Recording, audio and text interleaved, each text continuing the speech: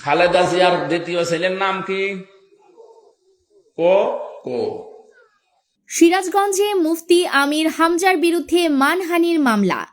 সিরাজগঞ্জে ধর্মীয় বক্তা ও কুষ্টিয়া ৩ সদর আসনের জামায়াত ইসলামীর প্রার্থী মুফতি আমির হামজার বিরুদ্ধে মানহানির মামলা করা হয়েছে।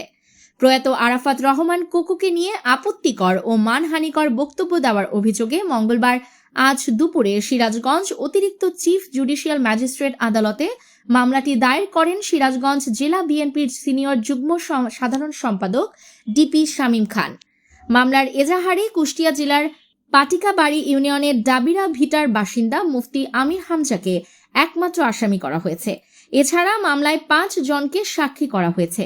এজাহার সূত্রে জানা যায়, গত ১৬ জানুয়ারি কুষ্টিয়া জেলায় আয়োজিত একটি ইসলামী ওয়াজ মাহফিলে বক্তৃতাকালে মুফতি আমির হামজার শহীদ রাষ্ট্রপতি জিয়াউর রহমান ও ৩ বারের সাবেক প্রধানমন্ত্রী দেশনেত্রী মরহুমা খালেদা জিয়ার ছোট ছেলে এবং বিএনপির ভারপ্রাপ্ত চেয়ারম্যান তারেক রহমানের ছোট ভাই প্রয়াত আরাফাত রহমান কোকোকে নিয়ে আপত্তিকর মন্তব্য করেন।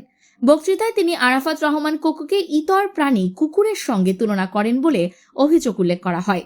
এজাহারে আরও বলা হয়, ওই বক্তব্যের একটি ভিডিও তাৎক্ষণিকভাবে ইন্টারনেটের বিভিন্ন মাধ্যমে ভাইরাল হয়ে পড়ে। ভিডিওতে প্রয়াত আরাফাত রহমান কোকোর নাম ব্যঙ্গ করে জনসমক্ষে অবমাননাকর ও কুরুচিপূর্ণ মন্তব্য করা হয়, যা সামাজিক যোগাযোগ মাধ্যমে ব্যাপকভাবে ছড়িয়ে পড়ে এবং এতে তার সম্মান ক্ষুণ্ণ হয়েছে। বিষয়টি নিশ্চিত করেছেন বাদী পক্ষের আইনজীবী চিফ জুডিশিয়াল ম্যাজিস্ট্রেট কোর্টের অতিরিক্ত পিপি হুমায়ুন কবির কর্নেল। বিজ্ঞ অতিরিক্ত জেলা ম্যাজিস্ট্রেট আদালতে আজকে একটা মামলা করা হয়েছে। বাদী হইল জেলা বিএনপির সিনিয়র যুগ্ম সম্পাদক জনাব ভিপি শামীম খান। মামলাটি করা হয়েছে ৫০০ ধারায় মামলা। জিয়া পরিবারের মানহানি হয়েছে, কোকোর মানহানি হয়েছে। এ বিষয়ে আদালত মামলাটি গ্রহণ করে পরবর্তী আইনগত কার্যক্রমের জন্য আদেশ দেন। নিউজ ডেস্ক, আলোকিত প্রতিদিন।